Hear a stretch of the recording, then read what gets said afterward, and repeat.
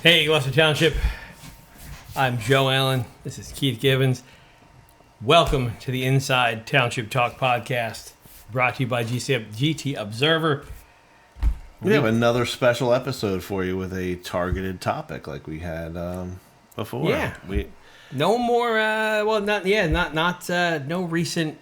We got a lot of actually stuff going on. Yeah, there's a lot of stuff talking online, but this one we was a big topic that we decided we were going to dedicate another episode to, or an episode to. I mean, this was like Channel 6 news kind of stuff. Oh, this was all over the place. And, it still is. It's still making news. Everybody was talking about it. We got a lot of comments and a message sent to us that like, hey, we really want to make sure you guys cover this GT Day thing. That was a disaster, a disgrace. Like all the words that were used were like, wow.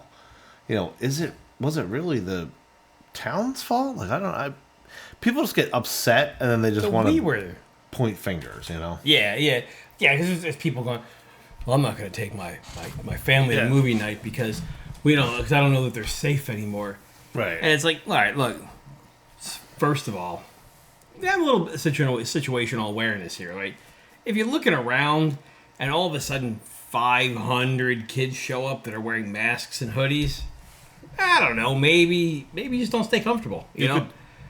You could look at that as a sign. Yeah, no, I was, if you remember last year at GT Day, we also had issues last year at GT Day.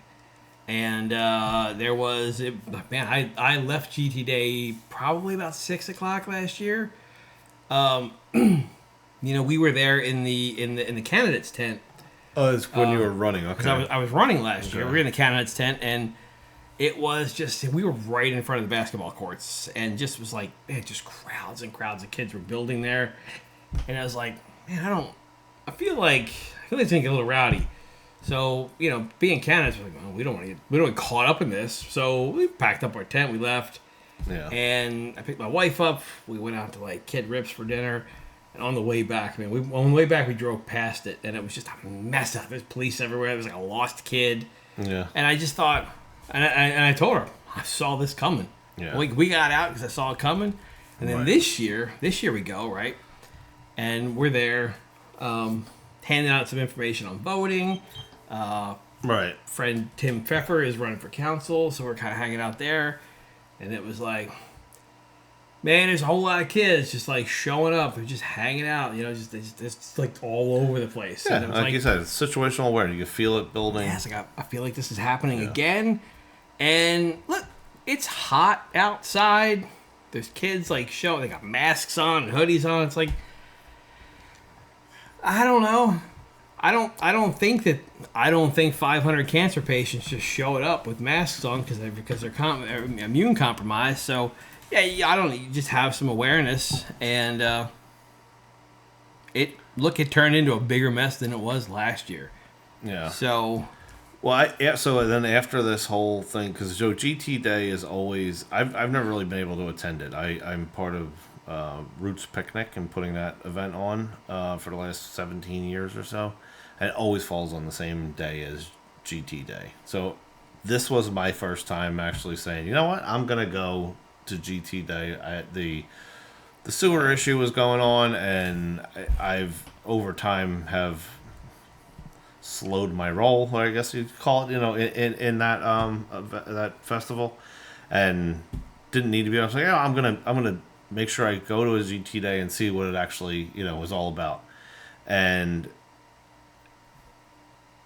after that, that happened the following day on Sunday, I was at Roots and just reading the comments online from the aftermath of what happened. My daughter got caught up and got pepper sprayed in the air. I don't exactly know how there was just stories like going crazy, and there was it was on the news, and all these kids hearing all this this stuff going on, and I know, being in the police's situation, not that I'm a cop, but I know being in a police's situation with trying to crowd control thing, like, there's so many things that are completely out of your control. And I took it upon myself, or I don't know what you say, took it upon. I made a post saying, like, I'm not going to complain. You know what I'm going to do, guys? We all should pitch in and be a community and try to help the situation. Let's get, you know what I mean? So I made a post and it got a lot of reactions and people, making comments. And, one of the things that I had, said in there is that, preventing these things instead of reacting to them is kind of what, what we need. So I said, I'm going to take my expertise and offer it to the people that are there. I have a lot of thoughts about things. No, I'm not always viewed as I don't know if I'm ever viewed as anything other than public enemy number one type of a scenario. But I have good intentions. I have good, it's not. I'm not always anti whatever it is. You know what I mean? And if it's something that's going to help the community, I'm all for it. So I'm offering my service. So I said I'm going to go to the proper channels, not go to Facebook. Basically, telling everybody stop complaining on Facebook. There's a proper way to do this. So that's what I did. I sent a letter to the mayor and to the chief of police, and chief had someone reach out to me and basically, try to offer services that way. But after that all happened, the politicians got involved, and what do they say? They never let a good crisis go to waste. And I think to give some backstory, to be kind of fair to you, like you have really good experience in this. Yeah, it's been almost decades, two decades of my life. Not just curating festivals. Somebody was like, "Hey, just because you've worked concerts before doesn't mean you're an expert." Right? No, I'm the guy helping plan. I'm in the meeting. That's one of my gripes with this particular thing is here. As the promoter, who is like the scholarship committee, they have a responsibility. This event is being held in Gloucester Township. What's Gloucester Township's really responsibility in this? I understand it's called GT Day. It's been going on for 40 years and whatnot.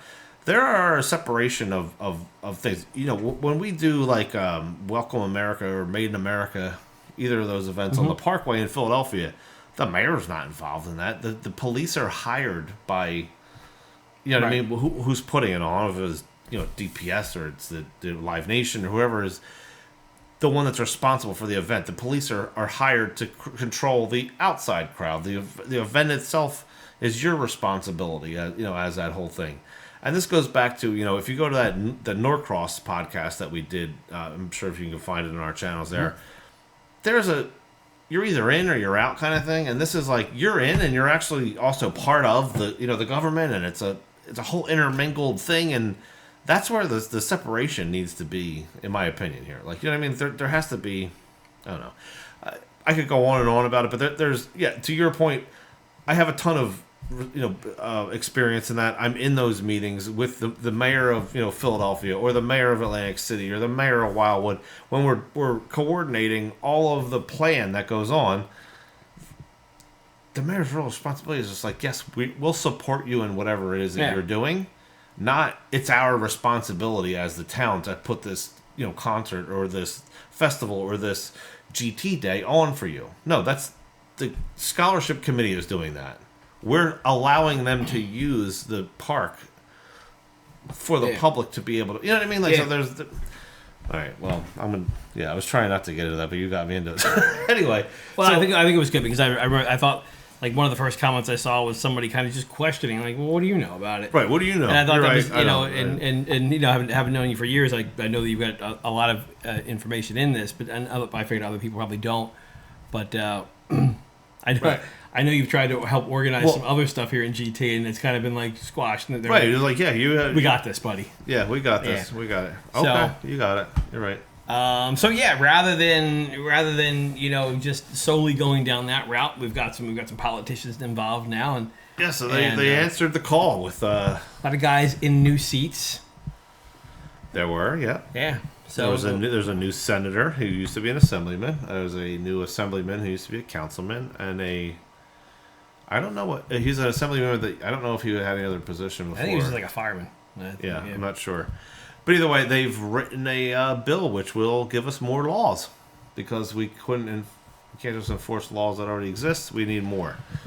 So there was a press conference held that they're saving us from something. So let's see here. Let's put clip 1 here. Good morning, everyone. Just by way of introduction, I'm State Senator Paul Moriarty. I'm just nobody. We're here today because 500 young people converged on this park for the sole purpose of creating mayhem and violence.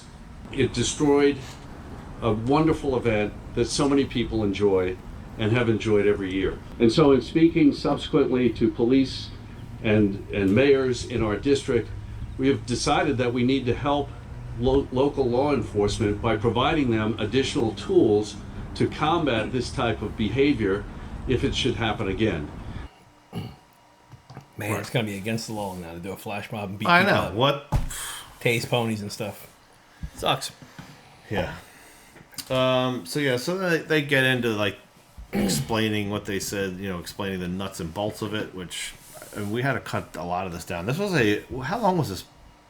It was like 45-minute long press conference. So we cut it down, cut a couple of clips out of here. A couple of pieces, yeah. So basically we said you cannot use your, and I understand a flash mob happened, but guess what? All right, let's play. Here to discuss the nuts and bolts of that legislation is Assemblyman Dan Hutchison, who is the sponsor in the New Jersey Assembly. Dan? Thank you, Senator. I am happy to welcome you all here to my hometown of Gloucester Township.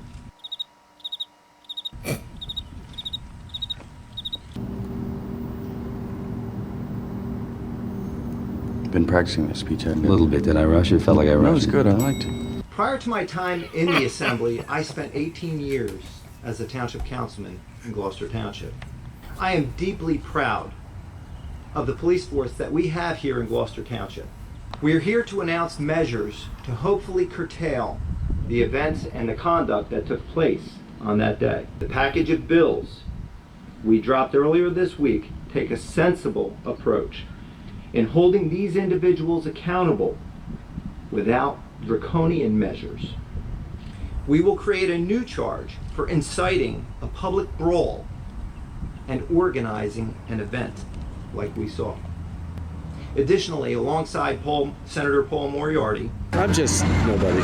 we've introduced a parental liability bill that would make a parent or guardian who willfully or without regard to the conduct of their children, they can be subject to a fine and even charges.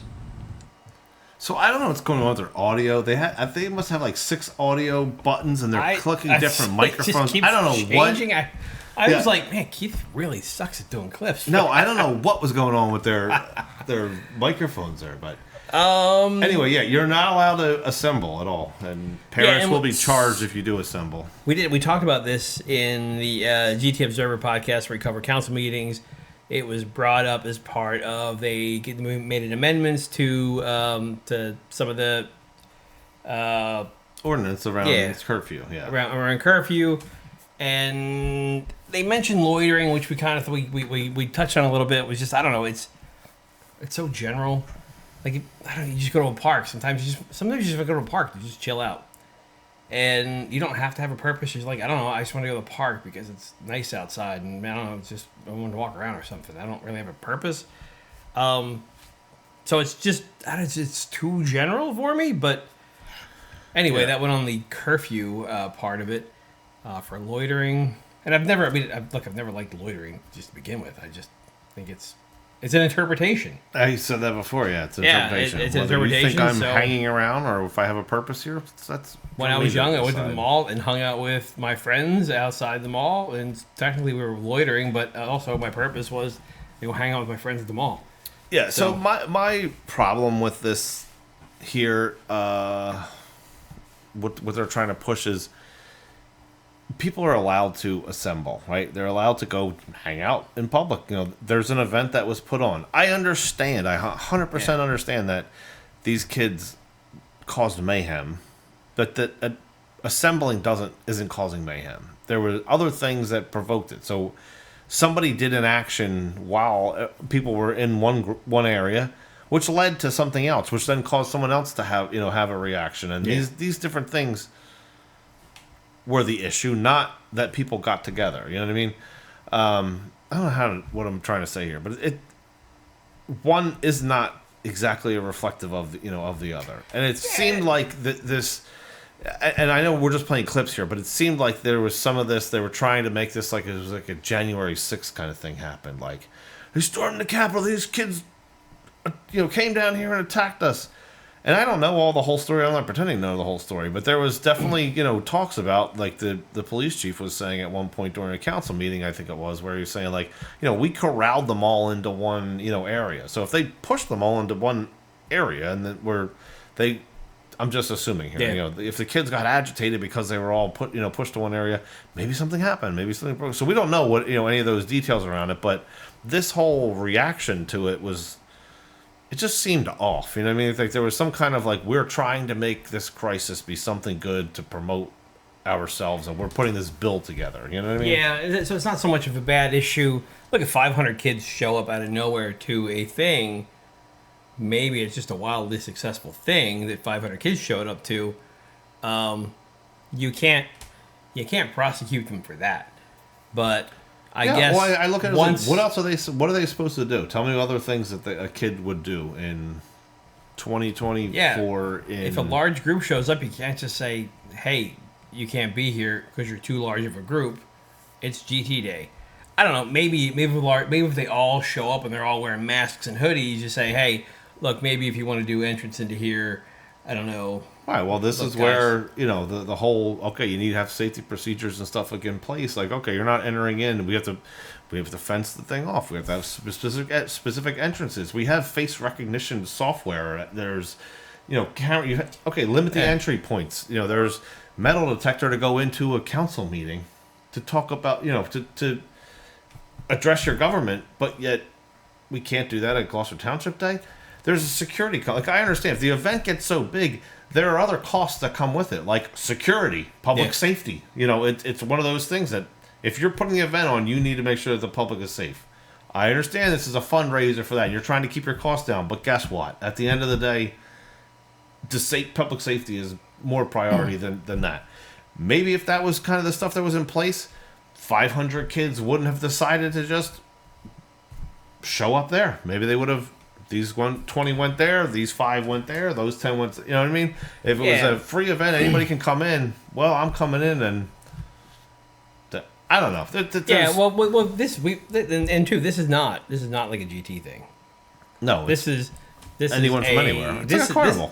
Carnivals draw people from all over the place. Yeah, we had St. Mary's a while ago had something going down. Wildwood's been having a lot of these issues. Right. There's other. It's not unique to here, and that's, I guess, what the senator and assemblymen are saying. Is it's not unique to one specific town. It's a statewide thing, so we're going to impose more laws to enforce. So, all right, let's. There was a little bit of wording that I thought didn't off-putting. About unparented kids. Let's talk about number clip 4 here. What I saw that night was hundreds of unruly, undisciplined, and unparented juveniles whose purpose was to cause havoc and disruption. I don't know. There's a lot of talk about parents now in this whole thing, which is 100%. Parents need to take responsibility with raising. Was the part, and when Chief talked about it at the council meeting, he stressed that he's talked to a lot of other townships. I don't know. I think he mentioned like Galloway, and Winslow, I think so. Yeah. And they've had success where, look, if your child is going and causing these kind of disruptions to places, and you're not aware, then you're not paying attention, kind of. So look, if they're causing this, then you, the parent, are going to have you're going to be affected by this. Now you are going to have to pay fines. You are going to have to do community service. So this. Well, I mean, this is it's kind of the same. I think it's fantastic. This is pushing back on parents to say, look, hey, you've got to parent better. 100%.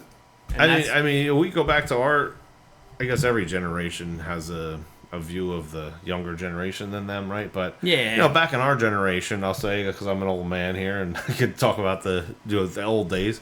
But if I got in trouble in school and I had to inconvenience my parents to have to come get me for after school detention, just say, you're in trouble and you're not going to do it again. You know what I mean? Like there's that. So that's where the punishment, I guess you will, of the parent comes into play. So I think that's what the intent is of this. Is if you're punishing the parent, also that parent is now forced to punish their child or parent their child, and everyone has a different way of parenting. I think that's changed over generations too, right? Like I remember my father saying, like, if he was out of hand and would run out the house if he did something bad, when he walked back in the house like 12 hours later, my grandmother was there with a wooden spoon. He just cracked him as soon as he walked in, right? Yeah. So it goes from that down to, and my parents were not very strict with me, but I also had this feeling. You gotta respect, though, right? That's what it is. I respect them, and I never wanted to cross the line. Right. There was like fear, but the fear was that they would lose respect for me, and I never want to cross that line. So that was there, and I think that slowly has broken away from into other generations. Because now, I've got friends who, when their kids were bad growing up, it was like, you're gonna go over there and sit there for 5 minutes, and I was like, 5 minutes. Like I missed a day if I did that. Right. So now it's changing. So I think this is really good because now, look, the parents got to pay the price now. If you wanted to be like the really cool parent that didn't do a whole lot of discipline, well, now you're going to get disciplined. So I love it, man. I think it's a great idea. I don't not love it. I just don't. I'm not a huge fan of government telling me what to do. However, it is a necessary thing to parent your children so that they don't do these things. So it's kind of a hard, line to cross. But at the end of the day, that is what I think it all boils down to. If you got to do community service because your daughter was just hanging out, right? There's a problem there. Oh yeah, exactly. Right? Yeah.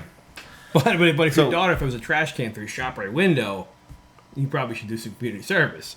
Well, she should also, Yeah. Oh, but there's a change to the ordinance where I think it's up to 90 day or 90 hours of community service and a $1,000 fine. So we're changing that up. We are amending our curfew ordinance to include the possibility of increased fines of up to $1,000. $1,000. And the possibility of 90 days of community service 90 for days. any juvenile found guilty of violating the curfew ordinance. And this is a very big and this also applies to their parents as well. This new amended ordinance gives the judge the discretion to hold both the juvenile and their parents responsible. We feel that this is a responsible approach with real consequences. I don't even know what community service is because I've never had to do it before. But Picking up trash on the side of the road. Digging ditches. I don't even know. 90 days? 90 days? He has to be misspeaking, right? How long is it a day? Is it an 8-hour shift? I don't know, man. I feel like 90 days, you definitely learned the lesson. So, hey, I don't think there's people that go to jail for 90 days. For, seriously. 90 days? I guess up to 90 days. Maybe you do some really bad stuff, it's like 90 days. But I don't know. Maybe if you're just one of the people that they grabbed because you were just in this riot. Okay, maybe you get maybe you get like 2 weeks or something like that. But I can't believe that there's no law that any of these kids broke that wasn't already in place that wouldn't place them in more than 90 days in jail or 90 days of community service or something else that they would have gotten punishment for. Is it just that the parents are getting it now as well as that, or is it what is in Gloucester Township we have a juvenile detention center, right? There's an entire building over there in Lakeland. What did those kids do to get in in there. They're just murdering people. I don't know. Something feels weird about this. I don't know what it is, but as a parent, I appreciate that they're trying to get other people to parent, because I have a feeling that other people. I guess don't too, do like going back to the beginning where we talked about like just assembling. There are people. If you got 500 kids, right? There are probably, out of the 500 kids, there are probably 25 that are the ones throwing stuff at ShopRite windows or tasing the pony there and all the other stuff. There's probably 25 of them, but there's all the ones surrounding them that are cheering them on. That makes it harder for the police to actually go in and grab that one person that did that threw that thing at the window. And I think I 100% that's the understand problem. that. Like those people have to be punished too, because like you're there, when stuff goes down and you're punished for what though? What did that child do? Look, if you're there and you're kind of inciting it and you're cheering them on, I think that's part of the thing. Look, because if it's you, right, and your friends and even thinking back to when you were young, if your friend started to do something, you're like, I don't really agree with this. We're going to get in trouble. Sometimes you bail. Yeah. Most times you should bail, right? And I think that's kind of the thing here is you scare them with this, and they go, hey, I need to bail because I don't totally want to understand do 90 it, days, and I don't want it to come across like I'm against what you're saying. No, I see. I'm playing the devil's advocate kind of side here in this whole scenario, because I know myself as a kid, if I didn't want to get in trouble, and we're standing here, and there is something too. I was always taught about being in the wrong place at the wrong time kind of thing. But you can innocently be. I went to hang out with my friends. The police pushed us to the ShopRite parking lot. A kid standing 5 feet from me picked up a trash can and threw it over there, and now I'm getting 90 days worth of service because I was just there. I wasn't cheering him on. Too, yeah. So, the innocent bystander, the person that was just outside in public, now got. And you know what I mean? Like I'm not exactly sure where the whole. No. Look, I've coincidentally, like when it comes to like Gloucester Township Police, I've been in situations where I've been with other people. Where it's like parties when I was younger, they got broken up, and I just I think I had been there for maybe 5-10 minutes. I walked in the door, and it was like, boom, the police come in and they break the party up, and it turns out that whoever owned this place, like, was selling like all kinds of crazy drugs. I was there for hours, like getting interrogated with a whole group of people, and I was like, dude, I don't even know who these people are. I just walked in because I heard there was a party here, and it was like, look, I rightfully didn't need 90 days of community service for just going to somebody's house. Right. But it does in these situations, it does make it really hard to like break it down. 100%. I totally understand and totally get it. I'm, again, just playing the devil's advocate side of it, because there is something to be said for not needing to have additional laws. Like if a kid has picked up a trash can and smashed it against a window, if an adult did that on a Tuesday, you there's nothing you could charge them with. It had to be a curfew. I don't know. There's this goes to the whole thing with the pools. We were talking about before too, or other things where it's like, what is an additional law going to do? Because that law exists, do you think that kid's not going to do that? Right. I understand it is to deter them, from doing it, because now it's awareness around that, and that maybe the parents, if you are threatening, them with it, then maybe they are actually doing the parenting that they're supposed to be, doing. But I don't know. There's a key issue here though that we haven't touched on. Okay. And this didn't just happen. Like somebody didn't just do something and something happened. This, they found out, was pre-planned. This was like a TikTok thing where okay. Go ahead. They were going there to start this stuff. Do you know that it was to start this stuff, or they were going there? Hey, let's go. GT Day. There were people that were sharing. I think one of the parents, I thought, had her child said, "Look, I'm not going there because there's stuff going to go down." And I guess they shared some screenshots for some TikTok posts. Oh, I 100% believe it. Groups that were going to go there, and the police later touched on this, that this was all pre-planned online, that they were going to go there, they were going to cause all kinds of stuff. So that was the intention of these people when they went there. So in that situation, I think if this goes down and you're in that group, you're guilty. If you know that the group you're going to you're going to GT Day with, is going to cause it, I'm sorry, when you get there and it happens, you're guilty. I 100% would agree with that. But yeah, if you're just hanging out and one of your friends is a whack job, and just if you're not shop, on right? No. social media, like my daughter doesn't have any social media. She's not allowed to have any of that stuff. She went with her friend to, with her, 2 or 3 friends there. They saw other kids. I mean, we all talk about how populated the schools and everything are. There's hundreds of kids, in their classes. So she sees a couple other kids that are in her class, and now those kids, maybe one of the people that she ran into knew somebody that somebody was there, and so I don't know. It's just there's a weird area, gray area, and I understand that they all have to kind of balance these things out to try to make decisions about making new laws and all that stuff.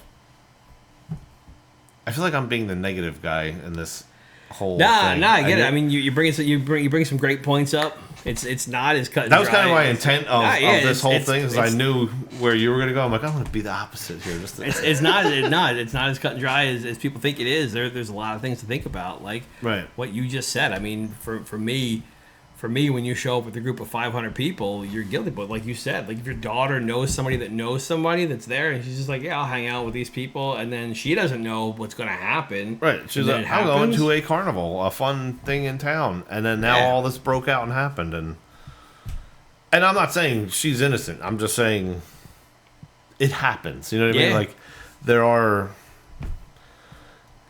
I don't think that the police are looking to charge 500 children, whether they're trying to get the people who are coordinating. They went through video footage. They went through video footage, and they've kind of. They did a great job too. I think they got 23 people. I think were arrested out of like 26 or something along those lines. It was a lot. It was like in the 20s. So. And then adult too. Yeah. But yeah, so from this bill that they're putting, I think it was 3 separate bills that they're putting out, and one of it has to do with like training that they're going to be doing for the police. So I think clip 6 is a little explanation of what the training is here. Any questions? Yes. I have a question in regards to the 3rd bill that you announced for the training for police officers. Can you explain that a little bit, Assemblyman Miller, about what that actually looks like when it comes to social media? Sure, for the training. So this will be a directive from the AG's office. So basically what it's going to do is provide additional resources to local law enforcement. In addition, if they have multiple events within the past year in a municipality, it's going to have training for them to allow them to address some of the issues regarding crowd control and how to handle large mass gatherings. Okay. So not really social media training, but more of the crowd control. Yeah, more of the crowd control training. I know there's a real struggle to fill police officer roles. So I think if we equip them, I know that if we equip them with better tools and training, that there will be a better ability to handle these types of incidences that occur.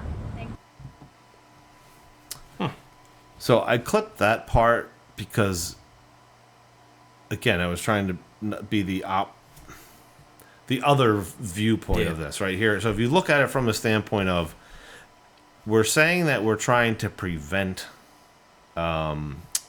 this, from happening. That with preventative measures are what you need to do. Their training is on reactive things. So they're saying we're going to have a crowd control thing. Well, the crowd already got there, and this is what we're going to do to how to react to the to the crowd, and nothing to do with the social media aspect of trying to figure this out ahead of time of who's planning on coming and all that kind of stuff. So it's just a point to point out about it. I think it's so it seems like a few parents knew about this possibly happening, and my question that I've never I didn't know to ask. I didn't want to bother the chief with it, but my question was like, how many people reported this?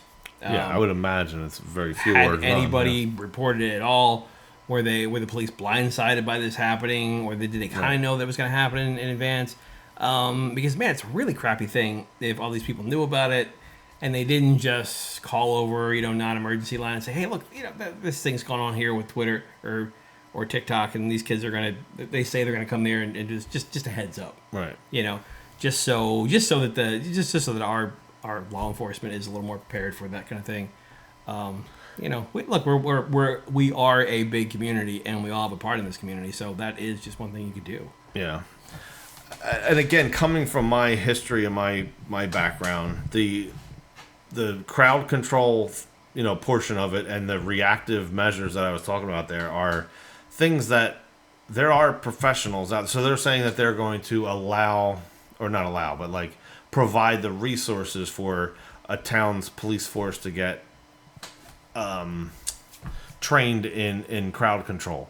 There are already professionals out there in security world that do this every day. If you have an event where you need to have crowd control, there should be security that does this on a regular basis, working in tandem with the police department to ensure that everything goes smooth. And the police, they're directing the traffic. They're here to actually react when someone who's controlling the crowd gets someone who did something that warrants an arrest or police interaction.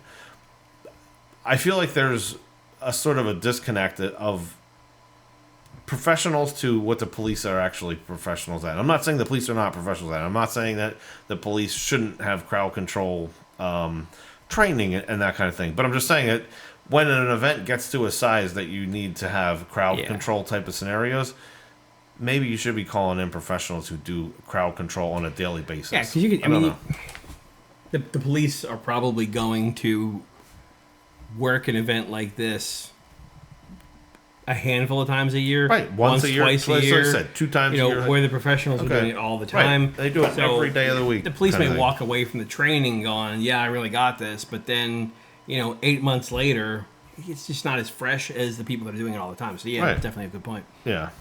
All right. So that was where is that? Clip 6. So exactly what is this constraint? All right. So clip 8, I guess, goes into a little bit more of what the training actually consists of. Oh, okay. So the training program is going to deal with general crowd management techniques, strategies to respond to social media activity related to large-scale gatherings, best practices for coordinating and resource sharing with neighboring law enforcement agencies, which we do all the time. We do it with emergency services. Best practices for ensuring the safety of attendees. In addition to the bill, it requires the Attorney General to make the following resources available to any local or municipal police department that has participated in this training program. Mobile command units that may be deployed during a large-scale gathering, or if applicable, a flash mob, and then additional personnel support from the New Jersey State Police as needed if we've seen on social media that there's an activity and we know that something is going to happen. All right, so yeah. So if anybody has kind of advance notice to let them know, and then they can get these resources. And I being not negative here, but thought of these are things that they do every single day anyway. Yeah, there's not really much. A mobile command center we're lucky enough to have in Gloucester Township. We probably have 4 of them. I don't know how many we have. We have a lot of them, but other towns now have access to that. So that maybe Gloucester Township is going and supporting other towns, but they're talking about different things that seemed like things that the police already do, but maybe it's expanded upon or something. I don't know. Maybe there are towns that don't have the luxury of the resources that we have, and they now have access to it. But I can't imagine that right now we don't have the ability to call the state police. Like, I know we're able to call the state police for different events. We say, hey, we need you down here, and that's what they'll come. I don't know. We lined up with police from a whole bunch of other areas. I don't know if the state showed up here, but I know there were police from all other police departments. Sherry Hill, I feel like they said. Yeah. I forget what other towns, but yeah, there were a few other towns that they were saying had to come in to help control the crowd. And I'm not knocking the police of doing a bad job or anything like that, it's at a certain point where you're just outnumbered. We don't have 500 officers, right? So, you're outnumbered. There's nothing you could do at that point. All right, so then there was one last clip that I pulled that kind of turned into a train wreck. I felt like fantastic. It's fantastic. I didn't understand the last part of your question. So you're saying parents need to know what their kids are up to, and I'm saying that's absolutely correct. But some of the kids who are coming and doing this stuff might already be from households where parents and guardians are not really playing the role that they should be for any number of reasons. So it's more of like the policing responsibility of the community is trying to keep up for the other social issues. I'm not talking about consequence. I'm talking about the viability of actually getting to the root of unattended kids. So what is he doing? Is the suggestion you do nothing because the home life is not present? All right. I mean, I think that the individual who shows up here and does not come from a situation where there is parental responsibility at home, there has to be a change to that. And this legislation seeks to change that. If the individual shows up and is adjudicated, and then the parent or the legal guardian is determined to be willfully and wantonly neglecting the responsibilities, then there is going to be culpability for that as well. So can we talk? I want to answer part of that question too. So when you talk about family structure, look, I came from a single parent household. My mom was a single mom, right? I had other people in my life, my grandparents, my older brothers and sisters, that I leaned a lot on. I also think it's equally important when we talk about these bills that we talk about community support organizations like the Boys and Girls Club. We need to increase access to resources for those nonprofit organizations that provide these services so they can have mentorship for maybe these children that don't have a family or a mentor or a support structure at home. So I think in tandem with local law enforcement, we can work with some of our nonprofit organizations. We will work with some of our local nonprofit organizations to ensure that children that maybe don't have that support structure at home get the resources and the mentorship that they need so they know that these instances and these occurrences are not things that they should be doing. Oh, man. What? Well, for one, what is Cody doing? He's over there tapping Dan yeah. Oh, it got real uncomfortable there. Everybody's like, no. Don't say too much. Paul jumped in when he's like, are you saying they should? Paul's, nope. Everybody's so nervous that Dan's going to say the wrong thing. And look, in this case, I'm Team Dan here, man. I think the point is, and I don't know, this is BS that Cody's talking about nonprofits and stuff like that to help parent kids. Look, if your kid is out causing mayhem and you neglected that kid, well, you're going to get the message when you're doing 90 days community service. And then the next time he goes and does something else, you get 90 more days. And you're like, man, all I do now is community service. That's going to help the problem, right? I don't know. I don't think we need to give more funding to nonprofits to help kids who have bad parents. I disagree. I think... You can be wrong. It's okay. Yeah. But no, I understand where you're coming from with the... It's you're going to have the consequence if you do it. But what the question was a lot... What happens to the kids that come from a house that doesn't have a parent that even has the ability to do that? There are kids that are their parents might be, say, a drug addict or something like that. That they're still a kid, right? They're completely innocent. They're completely out of. It's not their fault. You know what I mean? For the situation that they're in, and maybe they have a grandmother who also has 6 other grandkids, and this kid here is dying for attention is acting out.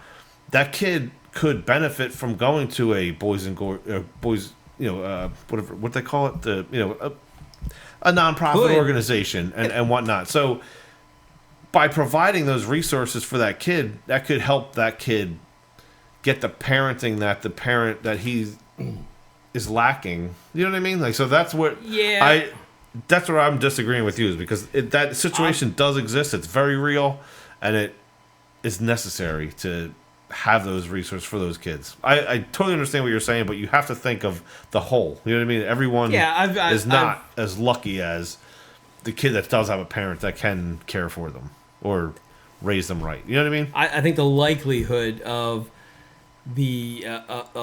most of these kids going into one of those situations, like voluntarily, like if you have a parent that's non-existent, that just kind of neglects you, I don't think that you're going to gravitate towards one of those organizations to say, hey, I'd like to be parented.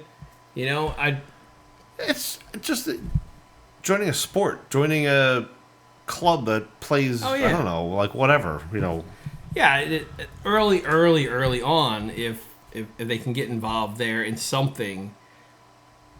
Yeah. I mean, this is where people from those, like, the Boys and Girls Club, come into play, is they're able to identify that kid and guide them towards that, and then they can learn. I don't know. We can go on and on about this, for hours. I just don't think it's as cut and dry as just, nope, they got to be, they got to be disciplined, just because there are those scenarios that you have to think about. I don't know. That's all. Yeah, I just hate that we have to throw money at some other organization to fix broken families because they're disrupting things that regular families would just have to have a good time at, and it got ruined. Yeah, but it's not everybody has a regular family, It's not, and it's not the kid's fault. No, it's not the kid. It's not the kid's fault. That's what I'm saying, though. It's the parents' fault. It's the parents' fault, and what they're saying here is the parents need to be punished, and that's what I'm saying too. Is you really need to punish the parents if the kid. No, I totally get what you're saying. If what they created by neglect is a bad kid. But. Well, anyway, it's easy for me to say I was a good kid, so. Yeah. Well, anyway, so we have a new ordinance. There are some rules that were in place. Hopefully this is what you guys are looking for us to talk about with this whole, situation. But it was kind of weird that a lot of people wanted us to discuss it. So next time we'll dress Keith up in a mask and hoodie with a secret camera, like. Yeah, I'll get right in the crowd. You get right in the crowd. You'd be you'd be the Sky's part of the crowd. Yeah. And you'll just. I just gotta get a TikTok account, I guess, or I don't know, some kind of social media account. Yeah, you gotta get on TikTok for sure. Yeah. And then, you might get beat up or something like that, but great footage probably. I'm not like the other kids. I'm 40. We'll have to work. I would be sweating. I'd probably pass out from like heat exhaustion or some kind of. Why's that kid over there got a bad hip? I don't. Yeah, this is weird. What's with that dragging one leg behind? But that and when they do these conferences here, like how do we get a part of that now? I know there was people actually there to ask questions. I was going to ask you, how did you know? You just saw the video come out, right? You weren't aware of it. I didn't see anything I hit about the notification bell for Gloucester Township, so I get notified, and I was like, oh, there's a thing going on, and then I thought. That would have been pretty cool if we were Yeah, we were able to show up and ask questions. We got equipment. We show up there and right. We're the press. Throw some cameras up there. We've got microphones and everything else to throw them up there and then actually get better audio than whoever's audio that was. Wasn't it horrible? There's like some guy in the back on. Is it this button? I don't know. Is that one? I don't use that mic. What's this one? All right. So anyway, folks. Well, thank you for watching us here, tuning in. Make sure to subscribe on YouTube, Facebook, GTObserver.com and GTObserver.com. GTObserver.com. It's got links to everything you need to know, and links to some other websites that we've been involved with lately. And so yeah, we'll see you later.